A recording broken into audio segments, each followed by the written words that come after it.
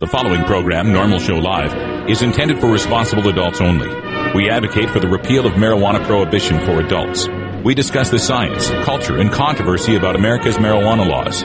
We do not advocate or encourage any illegal activity and advise all listeners to learn their state and federal marijuana laws by visiting NORML.org, NORML.org. Opinions and claims made by guests and advertisers of NORML Show Live are their own and do not necessarily reflect the philosophy and policies of NORML. Listener discretion is advised.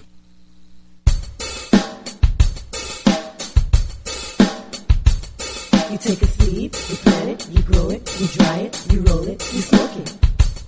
You take a seed, you plant it, you grow it, you dry it, you roll it, you smoke it, and it goes down smooth. Hey! Spanning the continent to bring you the truth about cannabis and marijuana law reform. I smoke pot and I like it a lot. From the promise of legalization. And I think we need to rethink and decriminalize our marijuana laws. To the agony of prohibition. One major responsibility is to encourage people to use less drugs. The National Organization for the Reform of Marijuana Laws presents We love the earth. NORML Show Live, Marijuana Nation. Now, here's your host, NORML's Outreach Coordinator, Radical Russ Belvin. Good afternoon, everyone, and welcome to the weekend. It's Friday, March 12th, 2010, and it's got to be 420 somewhere in the world. Welcome to the next 60 minutes of news, talk, information, interviews, music, comedy, and more by, for, and about the cannabis community. We are here every weekday at 1 p.m. Pacific Time at live.normal.org. You can catch our replays at 3, 5, 7, and 9 p.m. Pacific Time, as well as get them on demand at iTunes or for download or immediate play at our blog, stash.normal.org. And joining me in our virtual studio in Astoria, Oregon, my good friend and half sister, the greatest half sister a guy could ever want, Cannabis Carrie. Hey, RR, happy Friday. Happy Friday to you, and for those folks that are new to the show, half sister means that Carrie has a different dad and I have a different mom. It's very complex. Smoke a little, it makes more sense. So Carrie brings us our news from CannabisFantastic.com right after our first break. What are we looking forward to today, Carrie? Well, we're going to cover another medical marijuana grow, I'll call it a bust, in Colorado. We're going to sift through a bunch of the testimony that was brought up yesterday in Maine over their dispensary law. And we've got our regular Friday short headlines and updates, including an update about that Washington councilman that got arrested for trafficking a few weeks ago. All right, we'll check that out in just a couple of minutes here. Thanks, Carrie. Stay on the line. Also, coming up on today's show, we want to remind you to get involved on the change.org legalization question. We want to keep it up at number 1. Don't fall behind. We're in just the last couple of days here. Go to miniurl.org/legalize. That's MINIURL, miniurl.org/legalization, and you can vote to bring that to the top of the list again. On today's show, we have our Rockin' Friday for our Daily Toker Tunes, and our new music correspondent Eric is bringing us a song from a group called Hookah, and the song is called Chronic Boom. And then, as it is our second Friday of the month, we are joined by High Times Senior Cultivation Editor Dave Bienenstock for our High Times magazine preview. We'll be talking about the first West Coast Cannabis Cup that High Times is putting on this year in San Francisco, as well as more on Ed Norton, Canadian strains, and their new medical marijuana magazine coming out from High Times. Then, at 45 after the hour, we're joined by Jennifer Alexander. She is a legal analyst for Oregon NORML. She's here to go a little bit more in-depth on a story we broke here about the Oregon police, sheriffs in certain counties, who are ignoring the privacy restrictions of the Oregon Medical Marijuana Act and putting patients in danger by broadcasting their names and addresses all over their websites and in news reports. So stay tuned for that. It's a pretty shocking story, and Jen has some new updates and details on the story that we didn't cover in our earlier talk about this week. It's NORML Show Live, the voice of the Marijuana Nation. I'm Radical Russ. We'll be right back after we pay a couple bills. You're listening to NORML Show Live, the voice of the Marijuana Nation. Hello, I'm Paul Stanford from the Hemp and Cannabis Foundation, or THCF. Medical marijuana is legal in 13 states today, and THCF has clinics in 8 of those states. Our doctors help qualified patients obtain an authorization for medical marijuana in their state. Patients are eligible for medical marijuana with a history of either severe chronic pain and or nausea, cancer, AIDS or HIV, hepatitis, glaucoma, seizure disorders like epilepsy, chronic muscle spasms such as multiple sclerosis or asthma, neurodegenerative diseases such as Alzheimer's, and gastrointestinal disorders like IBS or Crohn's disease. If you or someone you know has one of these conditions, our doctors will help you obtain a permit for medical marijuana. THCF Medical Clinics has offices in Washington State, Oregon, California, Colorado, Hawaii, Nevada, Montana, and now Michigan. Call 1-800-723-0188 or go to the web at hemp.org or 1-800-723-0188.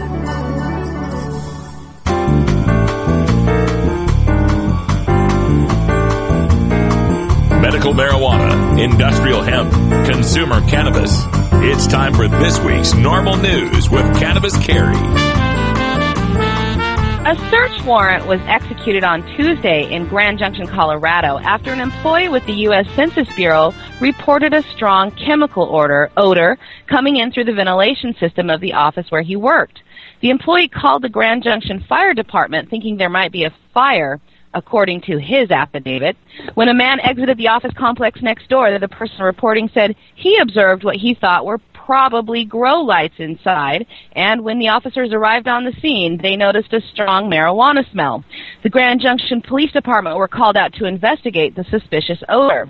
What they found was a medical grow operation in the office next to the Census Bureau.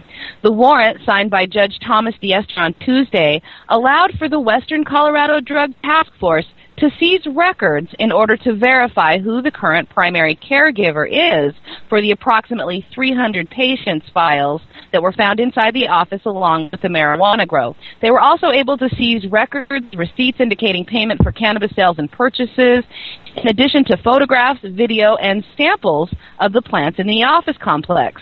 The 308 medical marijuana card holder records seized included all their personal contact information and the doctor who recommended for them to obtain their state card.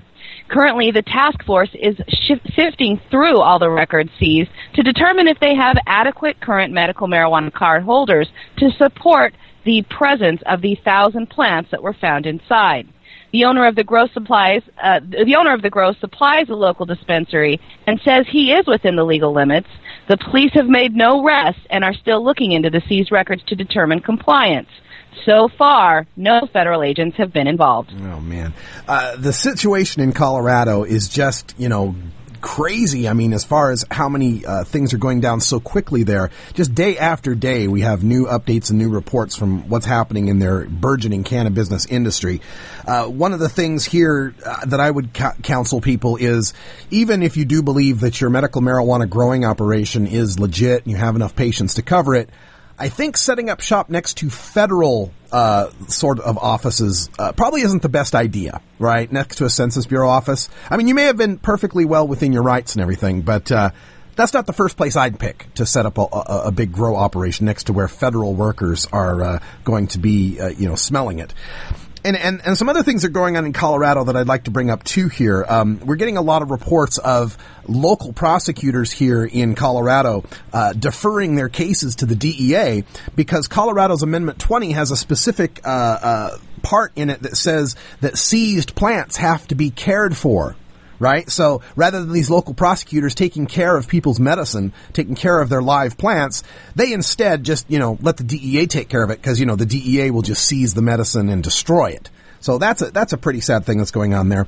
There's another story that just broke in Denver's Westward about the CannaMed clinics out there, and really some vile practices, if you ask me, that are going on where people are joining, are going to this clinic and to get a reduced rate to get their medical marijuana their medical marijuana registration card. To get that reduced rate for the recommendation, this CannaMed clinic system is selling their names to dispensaries for like $350 a pop. Because the way that dispensaries work in Colorado is that dispensaries are technically the caregivers for all of their customers. So the customers actually have to list the dispensary as their caregiver. And since a caregiver can only maintain 2 ounces of medicine and 6 plants for every patient, in order for these dispensaries to be able to have their inventory, they need to have a certain number of names. And so now they're buying those names off of these doc shops, off of these clinics for, $350 a piece. And there's a really disturbing quote in one of the reports where one of these Canamed's owner, I believe, was saying, well, you can't just leave the person that we assign you to be your dispensary after they paid $350 for you. As if we were talking a quote from an 1840s Southern plantation. You can't leave. They already paid for you. It's really scary what's going on sometimes in Colorado, and I sure hope the activists take the right road here and make sure that they have the patient's interests at heart. The medical marijuana dispensary law passed by Maine voters last November was officially presented to the legislation's Health and Human Services Committee yesterday.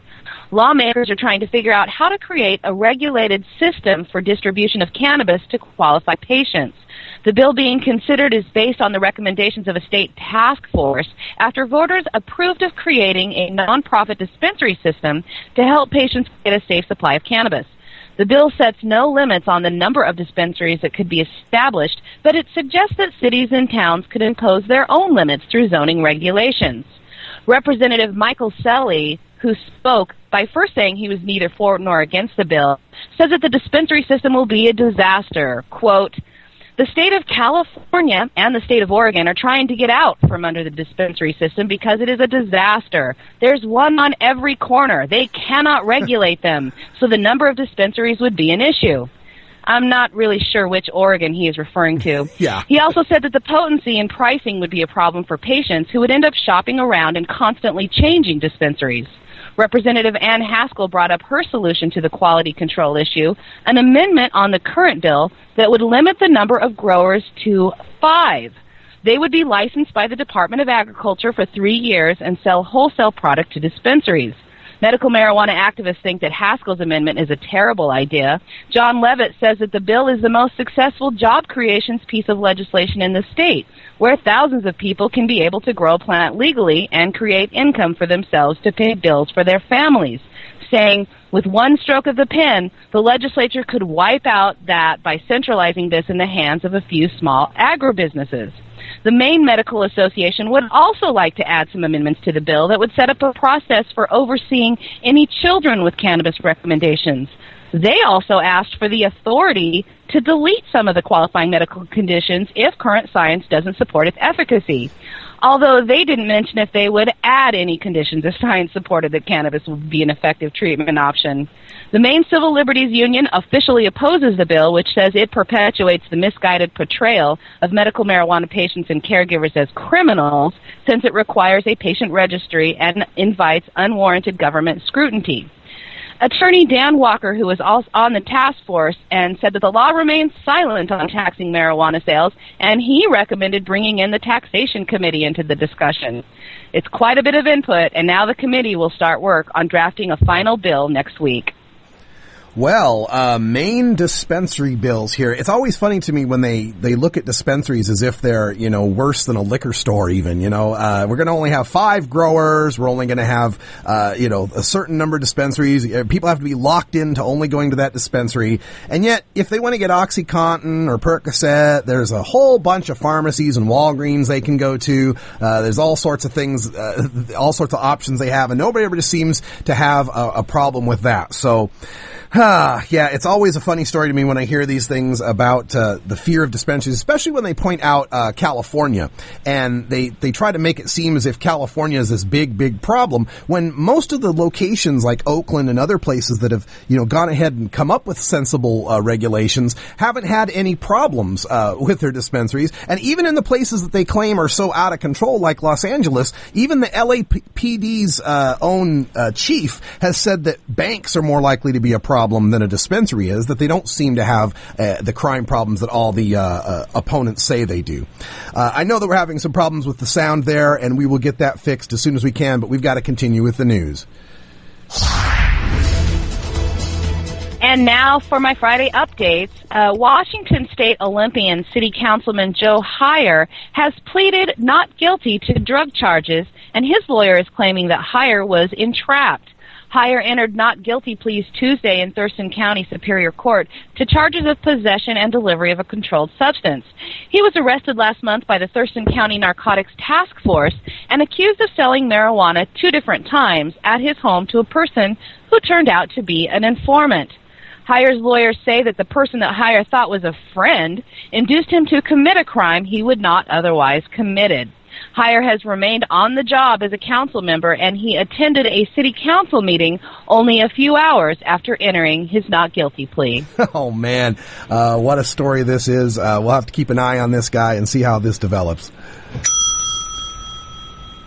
The Organization of American States, a centuries-old organization of North, South, and Central American countries, along with the United Nations, released a study this week about alcohol, tobacco, and drug consumption among high school students. The study looked at over 170,000 students from Peru, Argentina, Bolivia, Chile, Ecuador, and Uruguay. They found that Chile's marijuana consumption in the sampled age groups was the highest at 22.7%. That's more than double the regional average of 11%. Comparatively, trying alcohol was reported by over 70% of the students, almost the same as tobacco being reported as being smoked at least once. An alarming trend that the study uncovered is the rise of inhalant use in Peru, Bolivia, and Ecuador. I wonder why Chile would have such higher rates of teen usage. I can't think of any demographic reasons or economic reasons that might be true. Maybe geographical. I mean, the whole country is essentially the Pacific coast, right? The whole country is just that one long, thin line down South America on the Pacific coast. So I don't know if that would have something to do with it, but it's definitely something we're thinking about. And again, we'll tell you more about that as we learn more. Ivory Williams, an American world-class sprinter, has tested positive for marijuana at the U.S. Indoor Championships in February and has been disqualified from all results at the meet, thus nullifying his chance to compete in the World Championships. He will also be banned for 3 months from his sport and has to complete an anti-doping education program. The 24-year-old former world junior champion ran the fastest 60 meters in the world this season, 6.49 seconds, to win the American indoor title on February 28th in Albuquerque, New Mexico. Well, we do a lot of these stories on sports and world-class athletes that test positive for drugs, and every time it's nearly one of 2 types of drugs. It's either a performance enhancer, like, the steroids or the stuff you can take that gives you more oxygen to your blood or, all these different performance enhancers, or it's marijuana, right? I never seem to find any stories of these people who train for hours a day, people who manage their diet down to the gram, people who tune their bodies to the peak of performance, turning up positive for heroin or methamphetamine. And for that matter, I can't think of many that are known for heavy drinking either. But cannabis shows up in the world's greatest swimmer, the world's greatest football wide receivers, the world's greatest sumo wrestlers, the world's greatest wrestlers, both regular wrestling and pro wrestling, the world's greatest basketball players, the world's greatest dog sled mushers, the world's greatest mixed martial artists, the world's greatest baseball pitchers, the world's greatest rugby players, and now the world's greatest indoor sprinter. Do you think maybe there's a reason these people who are so in tune with their bodies are choosing cannabis? And lastly, the Hemp Industries Association and Vote Hemp have announced this week about the first annual Hemp History Week to be held May 17th through 23rd this year. As a national grassroots education campaign designed to renew strong support for hemp farming in the U.S., Hemp History Week will feature a letter-writing campaign and events in cities and towns all over the country. Organizers expect the campaign to collect 50,000 hand-signed postcards addressed to President Barack Obama and Attorney General Eric Holder, asking them to end the ban on hemp farming and let American farmers grow the versatile and profitable crop. Hemp History Week volunteers are being asked to visit libraries and historical societies to find old newspaper articles and other documents about local hemp farming and manufacturing before the crop was banned. Plans for all this newly discovered research will be presented at scheduled public events in May. Go to votehemp.org for more information if you want to get involved. Votehemp.org. I'm all for it. I've always said that the banning of hemp is the stupidest thing in our war on drugs. Making hemp illegal because it looks like cannabis is like making powdered sugar illegal because it looks like cocaine. All right, it's time to take that 20 after break as we get ready for the weekend. I hope you guys all have a good weekend. Check us out on the Oregon NORML meeting broadcast tomorrow, noon Pacific. It's 20 after the hour, and we have to take a short break, if you know what I mean. Please support these sponsors who support NORML Show Live. Oh, have you ever met that funny reefer man? A reefer man. Have you ever met that funny reefer man? A reefer man. If he said he swam to China, he would sell you South Carolina. Then you know you're talking to that reefer man.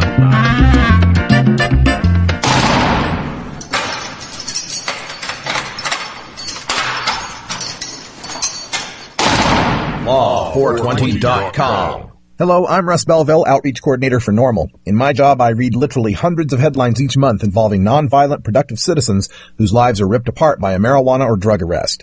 Many citizens could avoid arrest by refusing police searches and remaining silent, but police are well trained to confuse and intimidate. That's why you have a right to speak to an attorney before answering any police questions. I hope you never need to exercise that right, but if you do, make your first call to the law offices of John C. Lucy IV. John Lucy is an accomplished criminal defense attorney with expertise in Oregon's medical marijuana law. John Lucy understands and respects cannabis and drug consumers of all backgrounds. Call John C. Lucy IV at 503-227-6000 or visit in downtown Portland. Address available at law420.com. That's John C. Lucy IV at 503-227-6000 or visit law420.com today.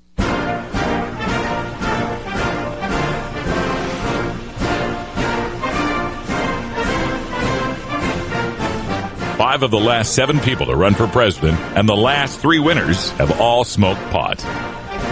Marijuana, the gateway drug to the White House. Welcome back, NORML Show Live, 22 after the hour. Having some troubles with the Stickum stream. Seems to be bouncing up and down, so don't blame us. We're doing the best we can. Catch us on the replay if you miss any of our recorded material. Coming up next, your Daily Toker Tunes.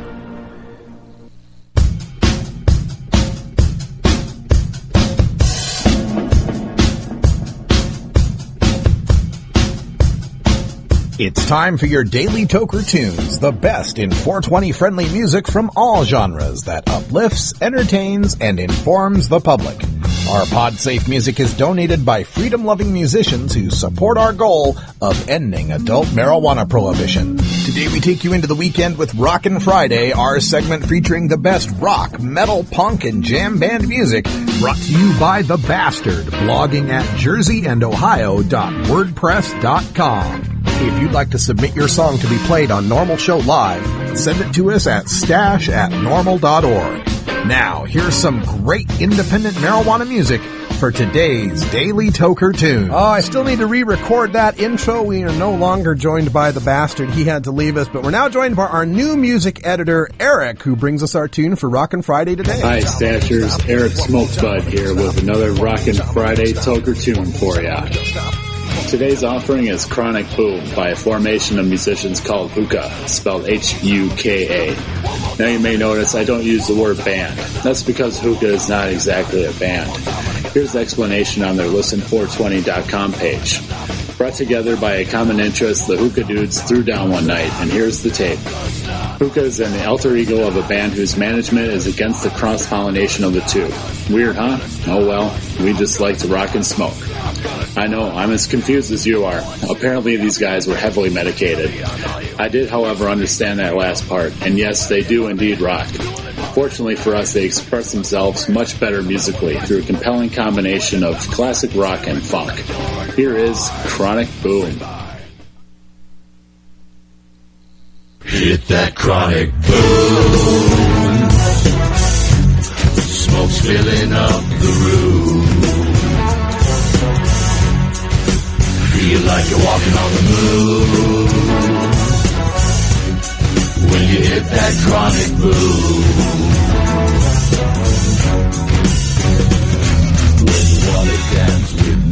daughter. Crack a tube and just add water.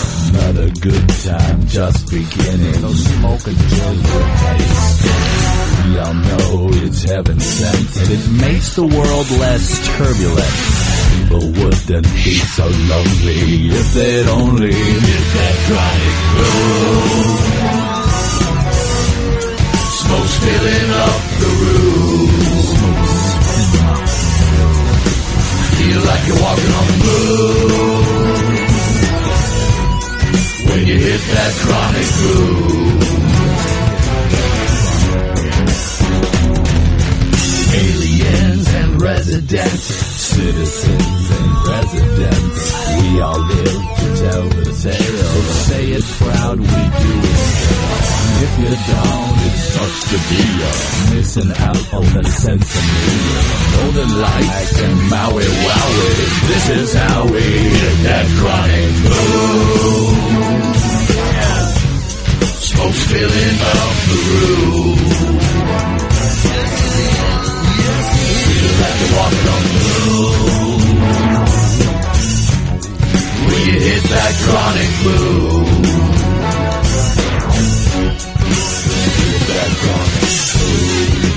Hit that chronic. Hit that chronic. Hit that chronic. Hit that chronic. Hit that chronic. Hit that chronic.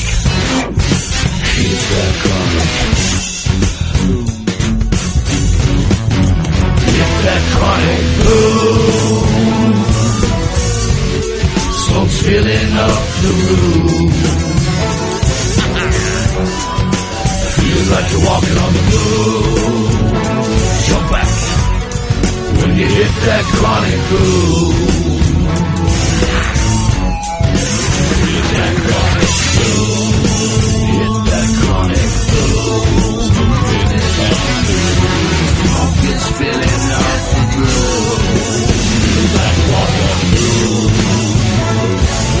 That's Hookah, H-U-K-A, with Chronic Boom. Great song from Eric Smokebud for his debut Rockin' Friday tune. Thank you so much, Eric Smokebud, who also gladly changed his name from Greenbud to Smokebud in honor of Chief Greenbud.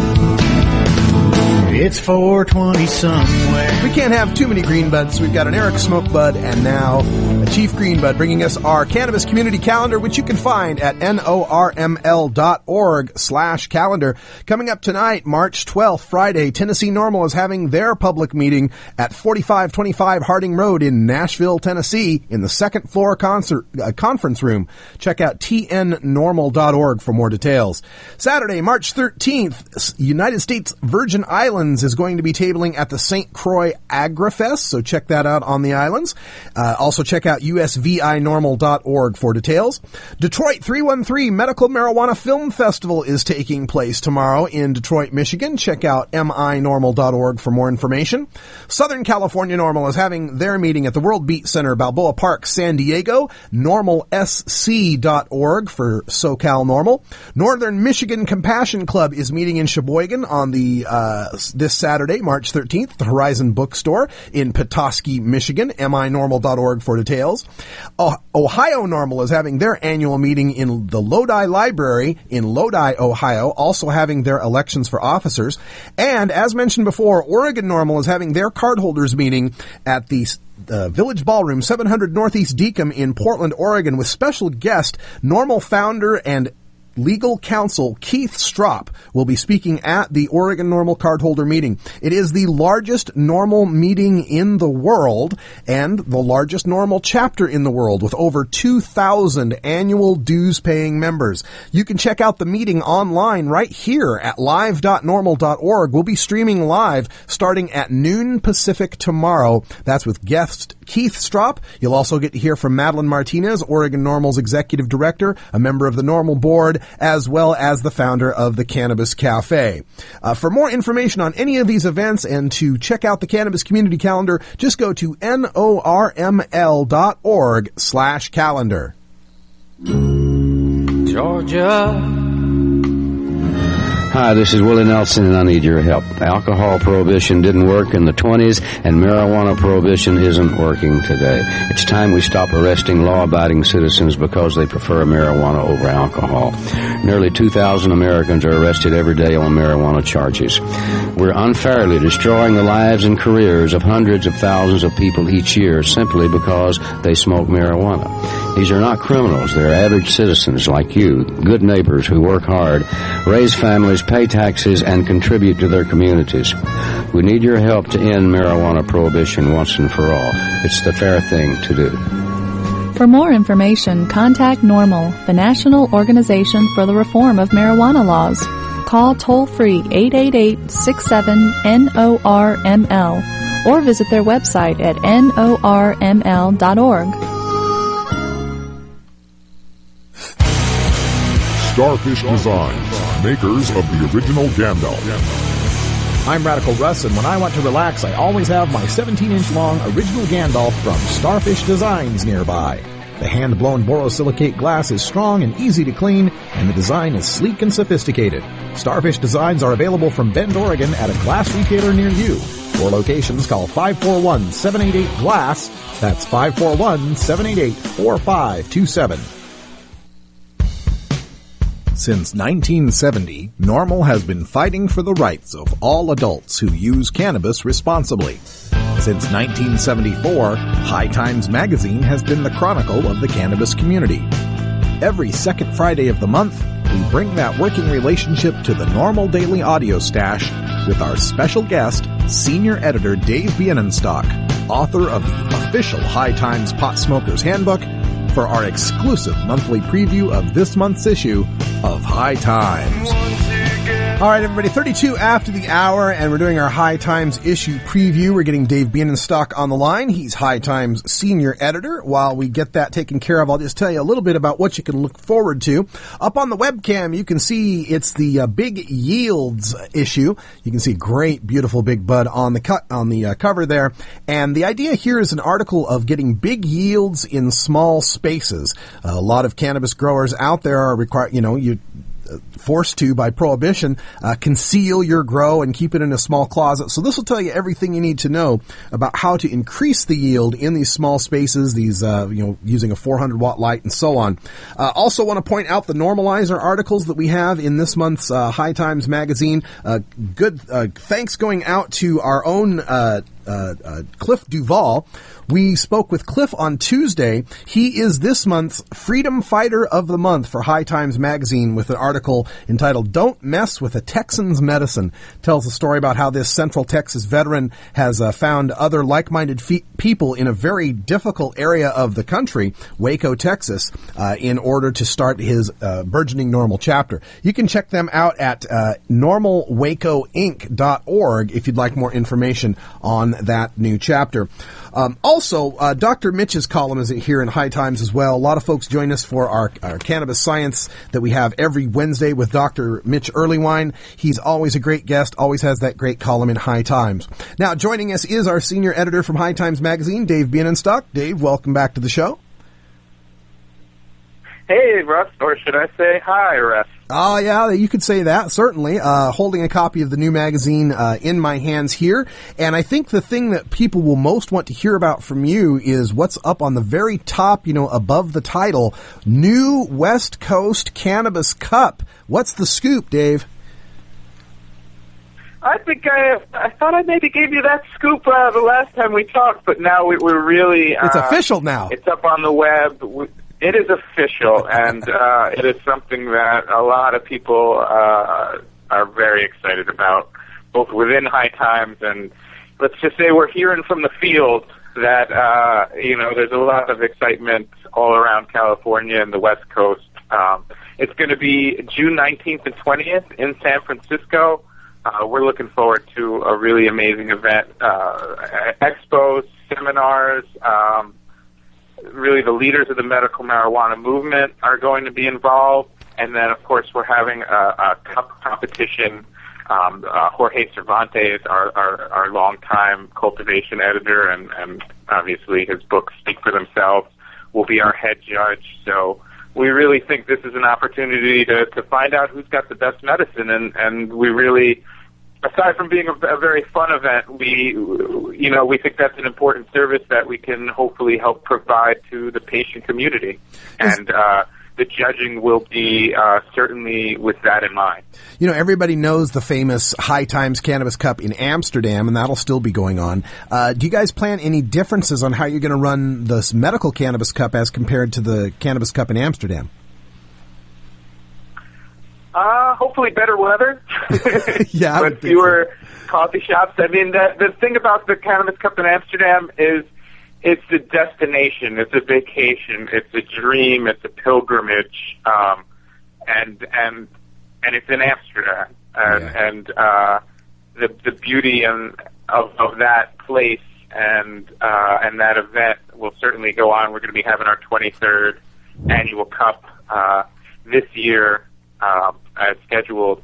What California, we're looking at a 2-day event in one location. We're going to have a great concert on Saturday night. Eagles of Death Metal are going to be the headliners, Mixmaster Mike. But I would say, this, as much as this is going to be a good time, this is really an event that we are focusing on the medical community. Okay. I would say that would be probably the main difference. The other difference is, the voting, at least for this year at the Medical Cup in San Francisco, is going to be a panel of experts. Whereas, given the difference in the law in Amsterdam, we're able to open it up to anybody who wants to be a judge.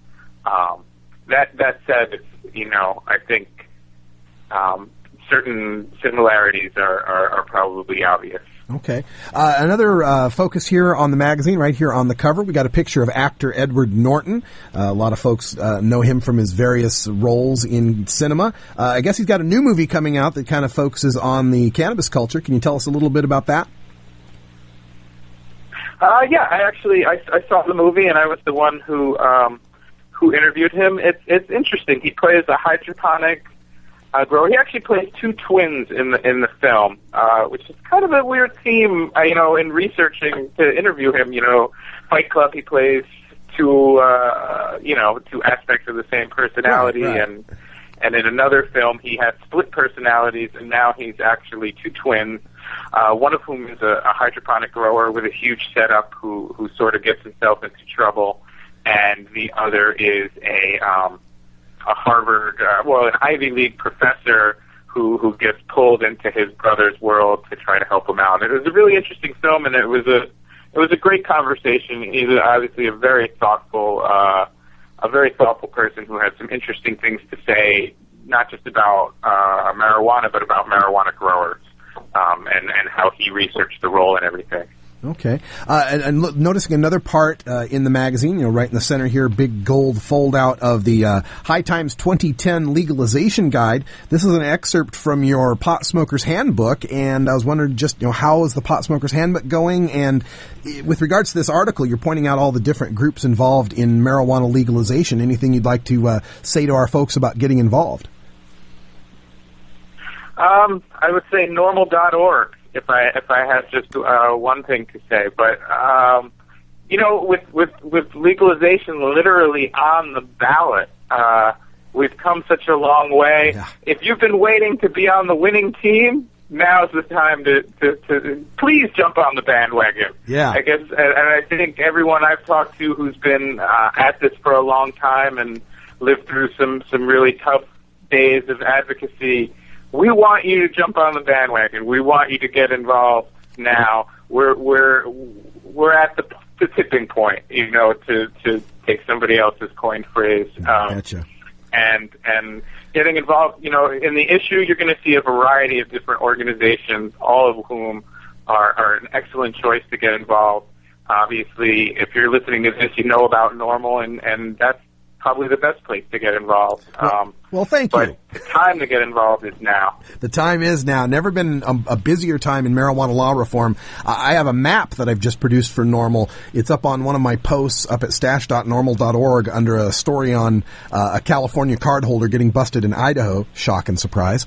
But the map is quite amazing because not only does it show all of the current medical marijuana and decrim states, but I've also outlined the states that are doing something, having some sort of bill or initiative, and that's not to say they're going to pass or anything, but it just shows how much activity we're seeing in America. I mean, you've been doing this job for quite a long time. This has got to be the most activity you've seen around marijuana legalization yet.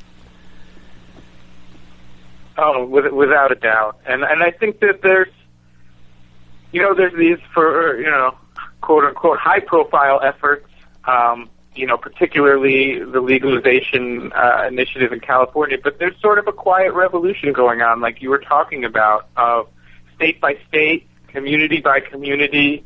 For a long time the winds were in our face, and it was, and the real mission was to literally just get information out to people so that they weren't misinformed by the government and prohibitionists.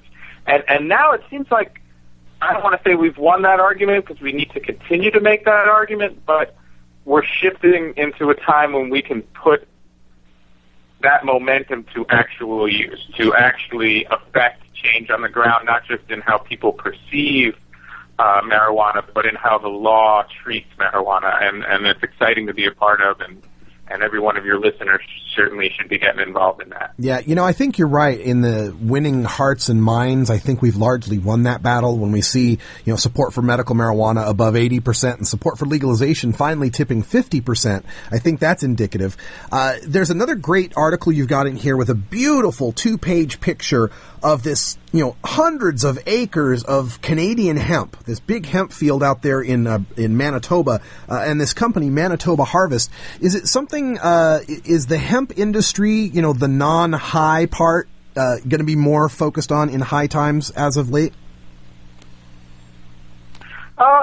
We've been covering hemp for quite some time, and I have to say, even as a young person, long before I even dreamed of working at High Times, that was how I really, that and The Emperor Wears No Clothes are the two ways that I learned about hemp and its many uses, and what I think you can only call something of a conspiracy against it. So we've covered hemp. We're going to continue to cover hemp. I think hemp may be seeing its day as well. We just have to keep it away from our pot. Yeah, no kidding. I've heard of California authorities that encourage people to grow hemp fields near city limits to try to discourage outdoor pot growing. Is that something you've heard reports of? I've never heard a credible report of that, but I don't even want to discuss that because I don't want to give anybody any ideas. Yeah, really. That wouldn't work, Russ, for a variety of reasons I can't get into right now. It would never work. That's right. It's one of those urban myths. It's not true. There we go. You also usually have great articles in here on the latest in music and artists here that are cannabis supportive. Who can we pull up in this High Times this month? I would actually have to flip through it. Month to month, it's easy to lose track of which is and which issue. One of the cool stories we have in here, we have a 2-page on a group called Major Lazer, they are just these pretty far out DJs who have created a second animated persona for themselves as like dance hall, pot-loving reggae avengers. I've heard the music because I was listening to it, and it's really good when we were working on the story. But for the full story on them, you really have to check out the issue. Okay, and coming up here, of course, we're just getting breaking into the big season for festivals and all of the expositions that are happening. Of course, 420 is just around the corner. Are there any of these events that you're headed to that people could catch up with you? Maybe get a signed copy of your Pot Smoker's Handbook? Yeah, for sure. I will actually be tomorrow heading to the Students for Sensible Drug Policy conference in San Francisco, and I will be I'll be signing books there and donating all the proceeds to National SSDP. the MAPS conference, Psychedelic Science, is coming up in April. You can go to maps.org and find out a bit more about that. The THC Expo in Los Angeles, I'll be there with a few of my fellow High Times staffers.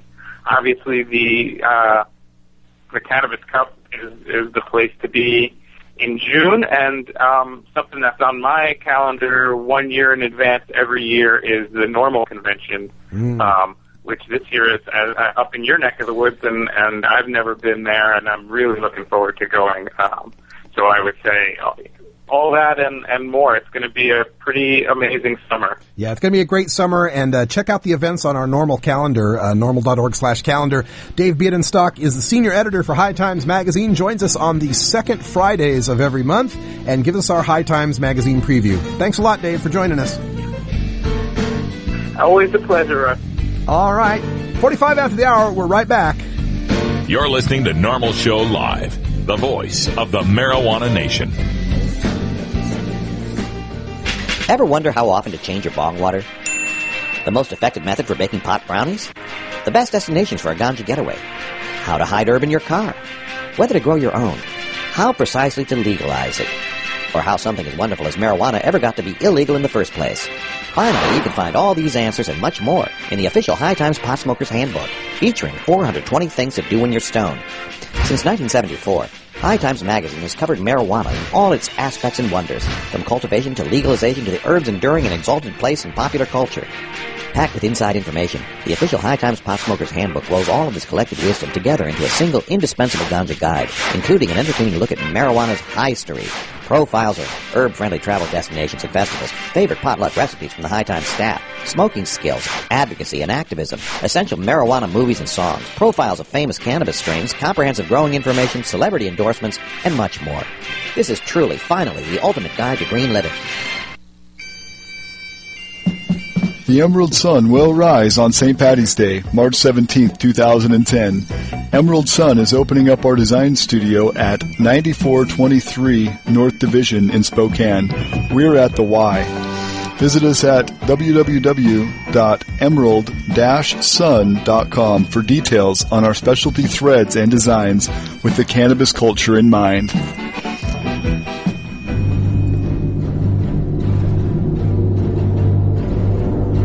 The effects of marijuana prohibition are felt by all Americans in every walk of life, regardless of race, creed, color, religion, party politics, social status, wealth, gender, sexual orientation, or even one's use or non-use of marijuana. As the Marijuana Smokers Lobby, NORML hears the stories of these average Americans and brings them to the attention of our policymakers and our fellow citizens in this segment we call NORML Newsmakers. Well, this is a big news story that we brought to your attention earlier this week, coming out of my home state here in Oregon. And joining us to discuss it more in depth is the analyst who has brought to light many of these situations here in the state, Jen Alexander with Oregon NORML. Jen, welcome to the show. Thanks, Russ. Hello. Glad to have you here. I know both you and I are battling colds and flus, and so we really appreciate you straining your voice to join us here to wrap up the weekend. No problem. Don't mind me sounding a little like a frog. That's okay. We'll get through it. So we did tell the story basically of how in Oregon, the Oregon Medical Marijuana Act specifically notes in the law that that they have a registry system. You know, Oregon patients can get their name on a card. It's on a statewide registry, and that registry is open to law enforcement, but the only thing law enforcement can use it for is to verify whether or not someone is a card holder. And once they've gotten that information, they can't use it for any other purpose. So could you tell our listeners what's happening in some of these counties in Oregon and why Oregon NORML's so upset about it? Well, when you're reading along in the paper, you see, multiple articles that say such and such person was arrested for selling marijuana or for possessing marijuana, and then it'll say he was a valid Oregon medical marijuana information. And when you read the law and you see that they're not supposed to release that information, I mean, that definitely causes concern. I talked to the supervisor that runs the law enforcement database system, and he informed me that they were not allowed to give that information out. So I did some research, and I see that it's regularly occurring, particularly in Washington County, and that's why we chose to write the letter to them. But we've seen it in Polk County and in Newport and, a few other places where worse in previous years, 2007, 2008, there were a lot more breaches of this confidentiality, but I think as people are becoming more comfortable with the fact that this is, a valid medical use, most of the counties seem to be leaning towards favoring those privacy rights.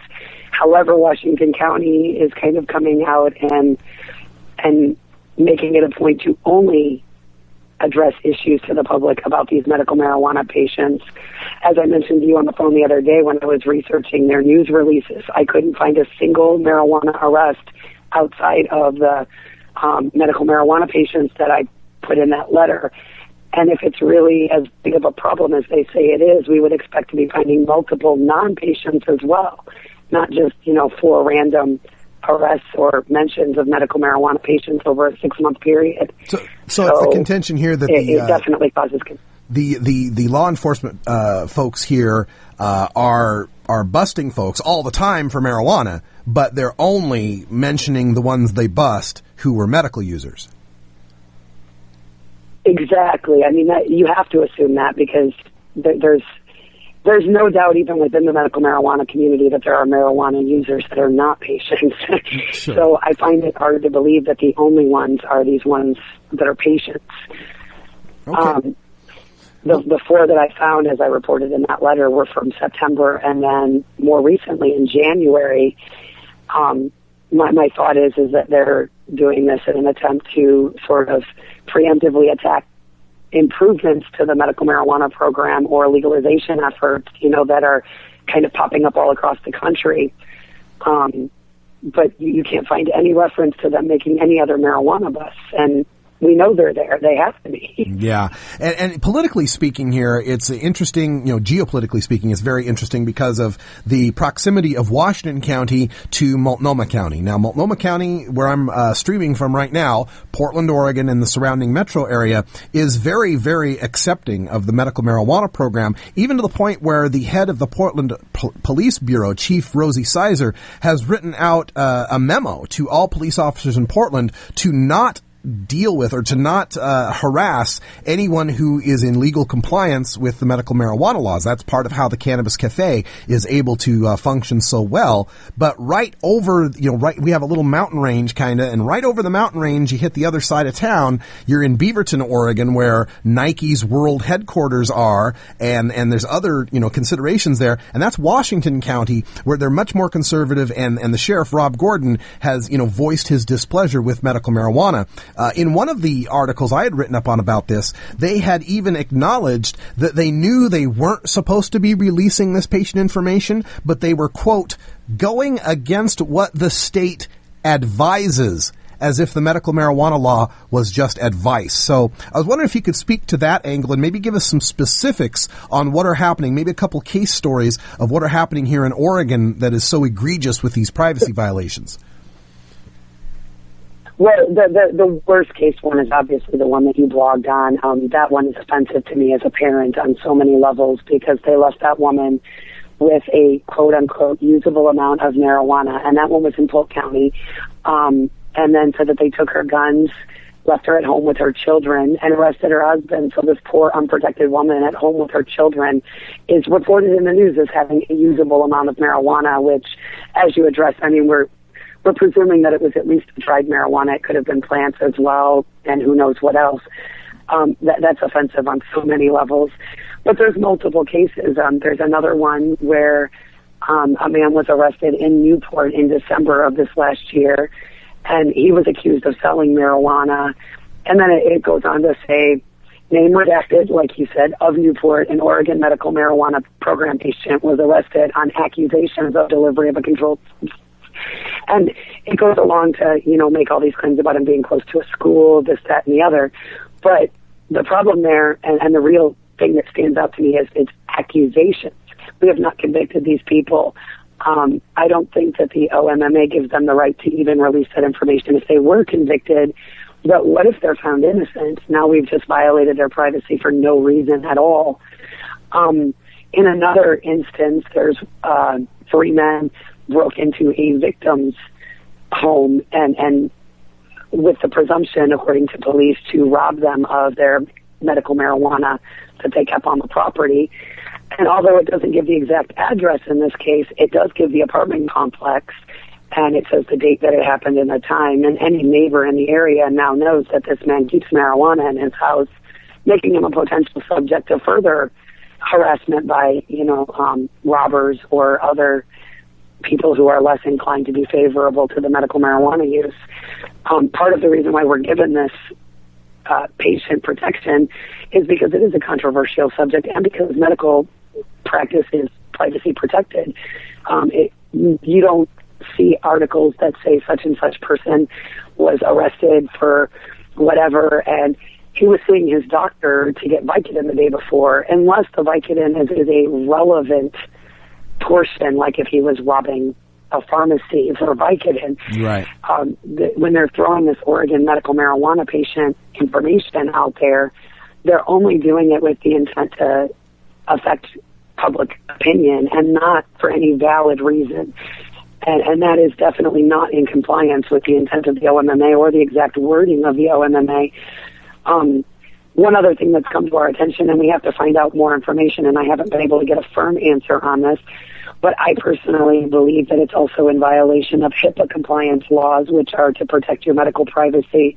The OMMP, according to their own website, follow all HIPAA laws, so they define that information as being under HIPAA protection on their website. So it seems that any agency of the police that is releasing this information, whether it be Washington County, which, as we both noted, seems to be the worst offender, but Polk County and a couple of other counties as well, they're in violation of both the OMMA and HIPAA laws in their breach of this confidentiality, and they're doing it under the guise of complying with the law by arresting offenders, and I don't think that they can violate the law to do their job. Yeah, it doesn't sound right to me. Jen, one quick question here as we wrap things up. Is there any plans from Oregon NORML's board to take this to court and actually sue over this?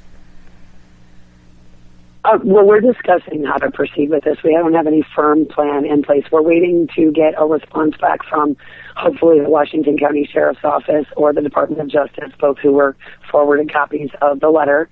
And obviously, dependent upon the response would depend upon how we proceed. But I would hope that if they're going to continue with this, that we will continue to take it further because it's a necessary protection for patients, both for their safety and their patient rights.